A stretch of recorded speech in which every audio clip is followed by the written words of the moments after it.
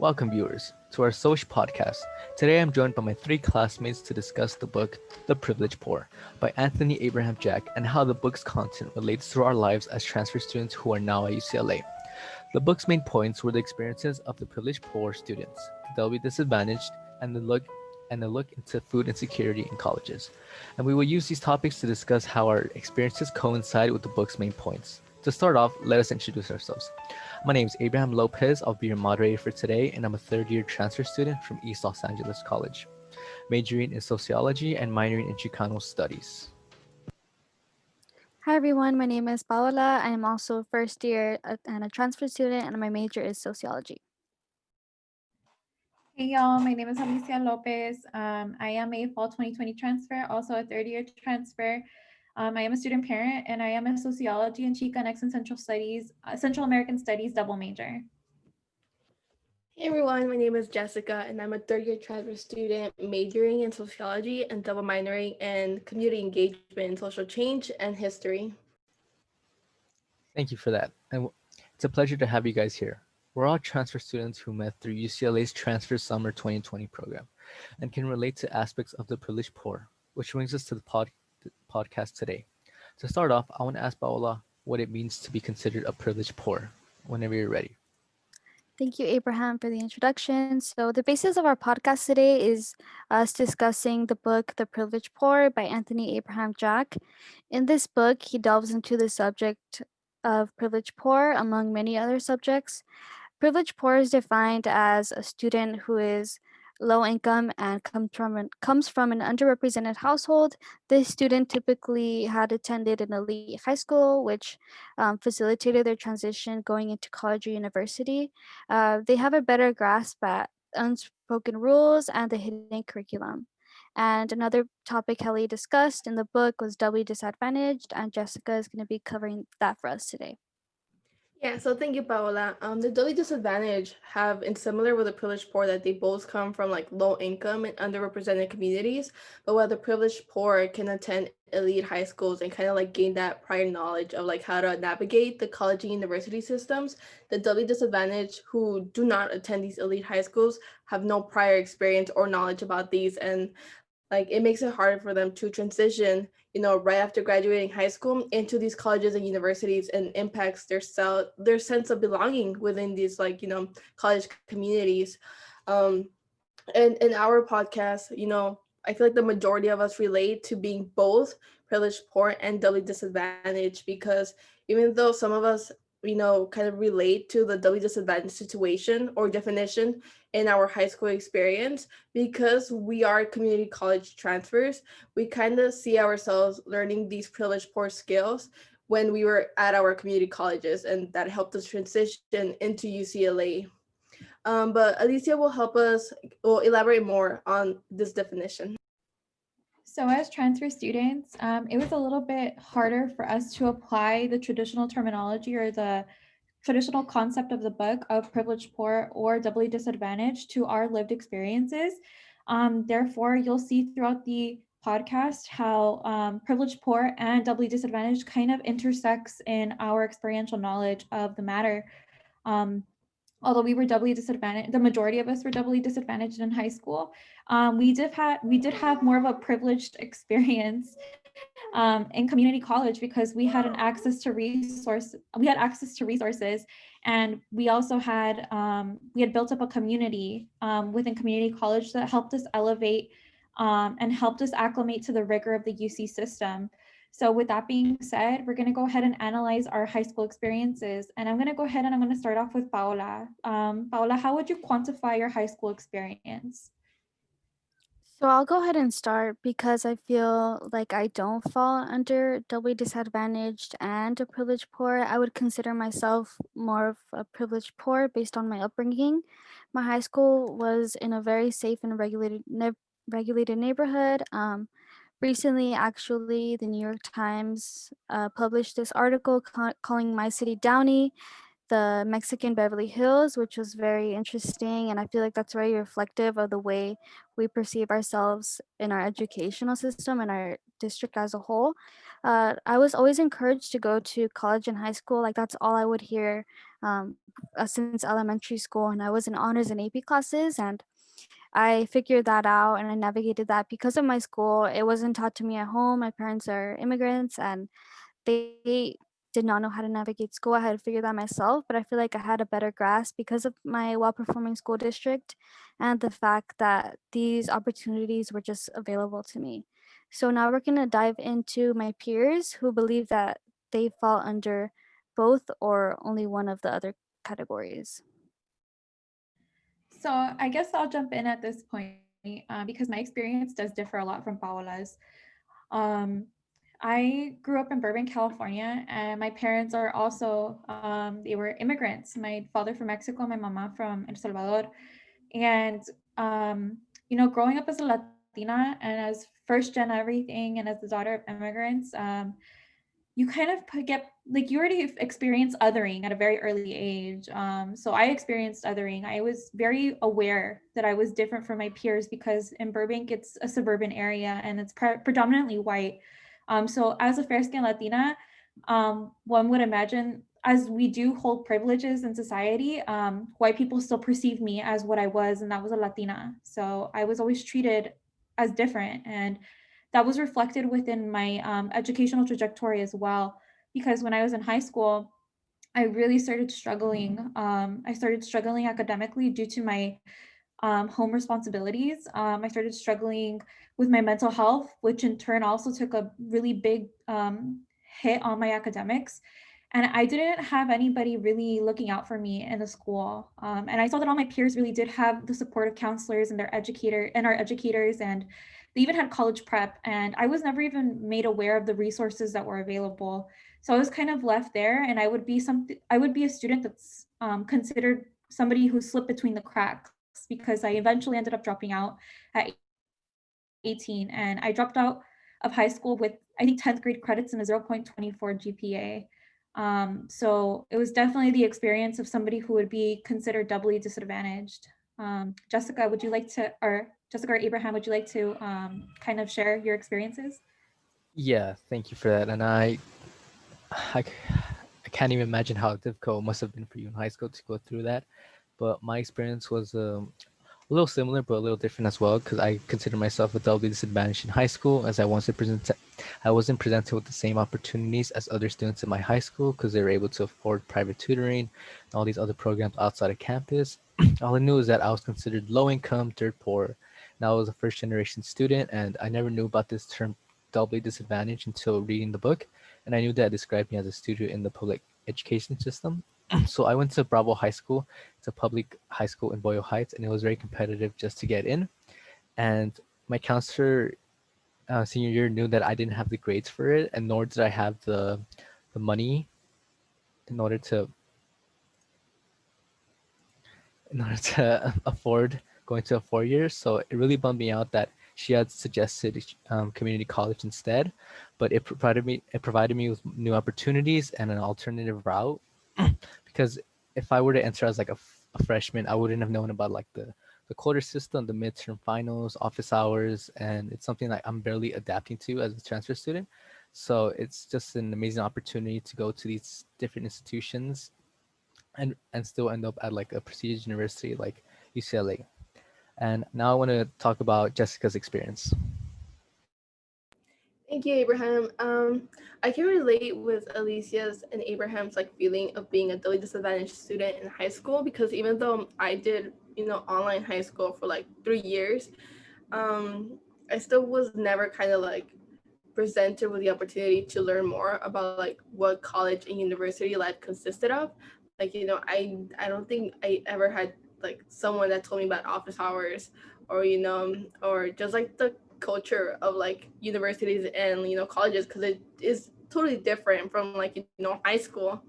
And I don't even think I spoke to a counselor within those 3 years in like my online high school. So when I graduated, it was just like straight into work. Like I had no academic goals, and I only like chose to attend community college just because I didn't really have a lot of friends, because online high school wasn't it for me.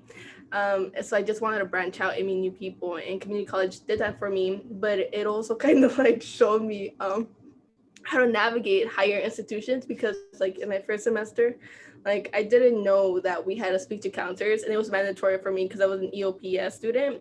And I like soon realized that speaking to counselors was really useful, because like if I needed help enrolling or like talking about my classes, my requirements, changing majors or whatever, like they were always there for me, and they like supported me, and like they would like I became friends with my counselors.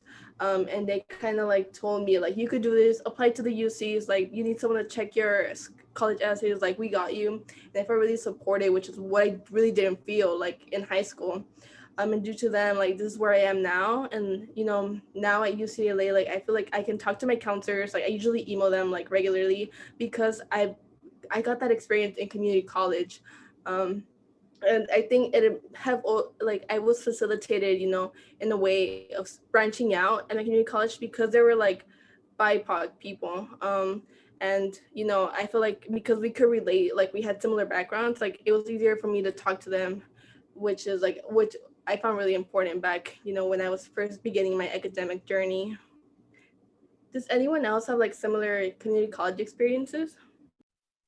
Yeah, Jessica, I actually really relate to the fact that you brought up that you built relationships with your counselors because they were BIPOC and you kind of had that sense of like compatibility with them.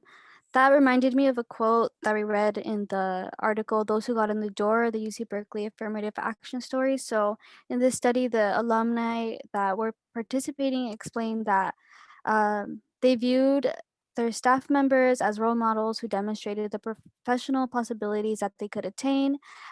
They ended up building relationships, and they ultimately felt more comfortable with them because they look like them. And I feel like you don't really see that, especially in UCLA. So my CC experience was not entirely intimidating in the beginning because, like I mentioned earlier, I took AB classes in high school, so I had 5 units already before I had even started at community college, which was really helpful. In high school, actually, my teachers would host mock office hours, so that basically introduced me to this whole another world that was community college and university. And I feel like I can acknowledge that a lot of my peers didn't have the opportunity. Even though I was low income, I had these opportunities and other districts don't have them. So I do acknowledge that I was privileged in that sense. Like I said, I consider myself a privileged poor. Um, Abraham kind of had a similar experience. He went to ELAC, so he's going to take over from here. Thank you, Paola. And yeah, my experience at ELAC was an interesting one because it was more of like a testing phase for me to see what I wanted to study, what major I wanted to go into, and essentially what I wanted to do for the rest of my life. It wasn't an easy decision, but for me, like ELAC was like a last resort option. Like I had high hopes of entering a four-year university right out of high school, but that didn't end up happening. So but I cherish those 2 years at ELAC, because I learned how to go to office hours to improve my essays, learned techniques to navigate the campus, and more importantly, learned how to budget and prioritize my time better. Along with that, I joined other programs such as EOPS and Triple CP, who really helped me and mentored me throughout like the transfer process. And it was how I was able to afford like free materials and book grants. And it wasn't just that, but like I grew mentally within those 2 years. And I knew like without those 2 years, I wouldn't have been ready to like come into a prestigious university like UCLA. So I'm very grateful for the opportunity as a doubly disadvantaged student. And now I want to go into Alicia's story. Yeah, so mine is very similar to your guys's too. But I did take a bigger gap in between coming back to school because, as stated earlier, I was a high school dropout. So from 2011 2018, I didn't have anything to do with education. All I did was work because during that time too, I became a mother. And I am a single mother of two. So in 2018, I got my GED May 23rd. And then that same fall of 2018, I started community college.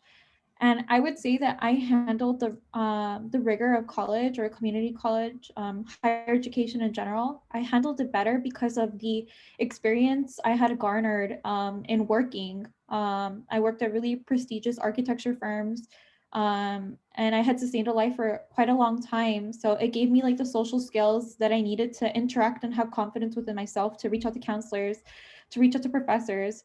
And I was just in a better space in general because I wasn't living at home anymore. I didn't have to adapt to these familial or cultural roles that one usually does when they're part of minority communities, like myself, like a Latino community. So I was able to really focus on my academics, and I excelled. And I excelled also because of the community I had garnered at my community college with counselors, professors, um, with EOPS. I also, they had a child development center on campus, which gave me access to childcare. And then later on, I got into contact with CCCP through Parenting Site. And all of these things were really pivotal in my success in community college. And it's the reason that I was able to acclimate to the rigor of UCLA.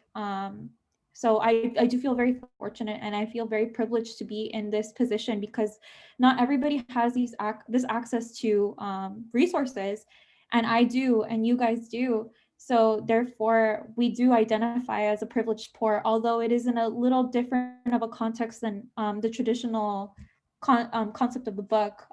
We've applied it to us as transfer students. I So completely agree with you, Alicia. Yeah, for sure. yeah. So I know that we feel this way, and probably a lot of our classmates do too, at least transfer students. But with that, we're going to go ahead and we're going to dive into food insecurity, which is very big, a big part of, I would say, not only the academic culture of the United States, but the United States in general. Many of us suffer of food insecurity. So I would like to hear some of your stories. So I can begin. I didn't really know a lot about food insecurity until I read The Privileged Poor, because the author did, like, delve into that subject, in the last chapter. And like he really said that the privileged poor and the doubly disadvantaged, like even though they do have their differences in transitioning into university and college life, they still face that socioeconomic, kind of like barrier, because they still like really struggle to have adequate access to food, and they face food insecurity. And I like decided to do a bit more investigating about the issue of food insecurity in colleges and universities.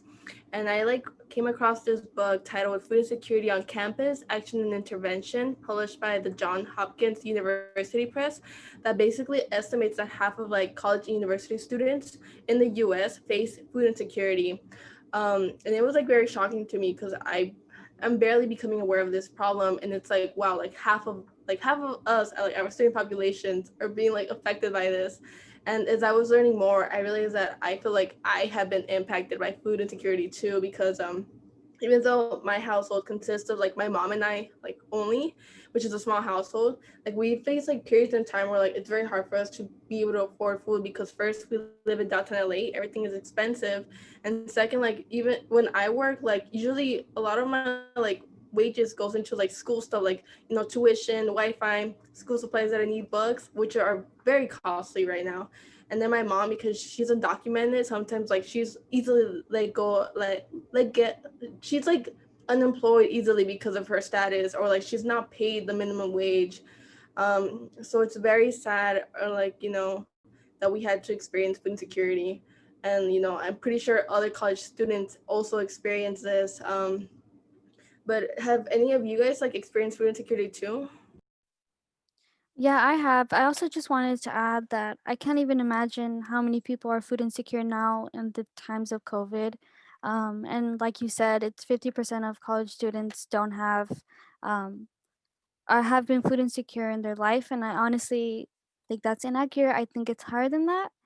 I'd say food insecurity has been prevalent in my life, in the fact that was always really appreciative of school meals, unlike other people.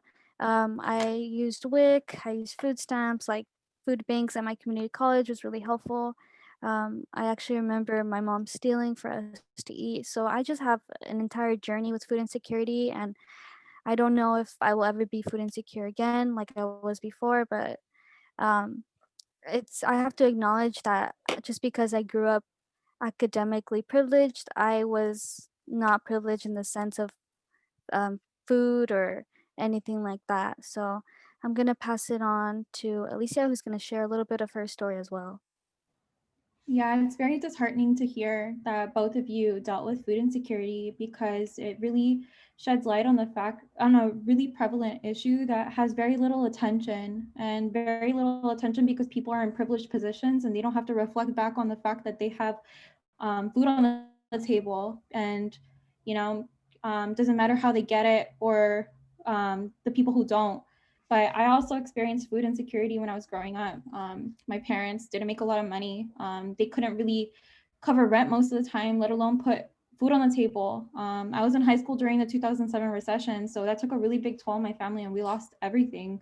Um, there's times where we were lucky if we got 2 meals a day. And now also as a single mother, I do struggle financially. And for quite some time throughout my community college trajectory, there were times where I didn't know when we were going to eat. Sorry if I get emotional. I didn't know when we were going to eat or like the last $5 I had were for meals for my kids. So I've dealt with food insecurity a lot throughout my life and even now. But fortunately, UCLA did connect me to CalFresh, and I was able to get food stamps, and I also got CalWorks, and that's money from the state of California. But that doesn't eliminate the fact that food insecurity is still a big problem. Right now I'm not working because of the pandemic, and I have to be my kid's teacher and their caretaker, and I have no income stream other than the federal aid that I get from the school, and even then that's not enough, and I still have to pay rent. So it's a really big issue societally. And a lot of our students and peers and colleagues are going through it too, because all over UCLA, we have rent strikes. And we also had students campaigning to sleep in parking lots. And I know that was rejected. So it should really be a call to action on behalf of UCLA and the UC Regent system that they should be doing more. They should be doing more for the student populations and contributing more money because we need the help. So Thank you for Definitely. sharing that, Alicia. Like, I have such a big admiration for student parents like yourself. Yeah, thank you. It's very empowering, and like we're kind of getting towards the end, but I just wanted to ask, like, so as we're reflecting and concluding our podcast, what do you guys think? I think like what Alicia said, you know, the call of action, like we're at UCLA, which is like one of like the highest ranking schools in the USA. They probably have like a whole bunch of money, and like it's sad that we still know that students here are like facing food insecurity, homelessness, and like the school isn't doing enough, like what Alicia said. And moreover, like I also think like kind of going back to the issue of like the privileged, poor, and the disadvantaged, I feel like elite high schools should not just be the only ones that provide high school students, the resources, to be able to, have a smoother transition into like college and university life. Like I feel like disadvantaged schools like the ones Abraham, me, and Alicia attended should have also like given us that like opportunity to learn about school, like in the college and community college and its community kind of culture. Like I feel like if I would have just graduated and gone straight to university, which was really unlikely for me, it really I would have like felt lost. I feel like I would have dropped out like right off the bat. Like I think I'm really grateful for like community college, but I still feel like it's very important for these like programs and resources that Paola had in her high school to be also be integrated into like underrepresented communities and school districts. I agree wholeheartedly with you, Jessica. And I also wanted to add, just because it's very prevalent with right now, because on the November ballot was Proposition 16, and that was, I believe, the reinstatement of affirmative action, and it did not get passed. And through the article that we read for week 10, those who got in the door, the University of California, Berkeley's affirmative action success story, we see the successes of the program and the diversification of the UC system in higher education, and the lessening of the gap that there was between white students and students of color or underrepresented students and faculty, and the importance of this diversification and the success of the program and how this was eliminated. So it's very disheartening to see that not much has changed and people still weren't willing to reinstate legislation that was so pivotal to the diversification of higher education. So I think it's very clear, crystal clear, that there's so much that is left to be done in order to really create a more equitable and equal society, and to really eliminate these systems that are oppressing us. So Yeah, that's a good point, Alicia. But unfortunately, that's all the time we have for today on this podcast. It was very empowering to hear all of your guys' stories, and I'm very grateful to have heard your side of the story. We're So also grateful for your story too, Abraham, by the way. thank you. thank you guys all for your contribution to this, and thank you to our listeners. Thank you Thank you. guys for listening. Yes, and we'll see you next time Bye. on our podcast.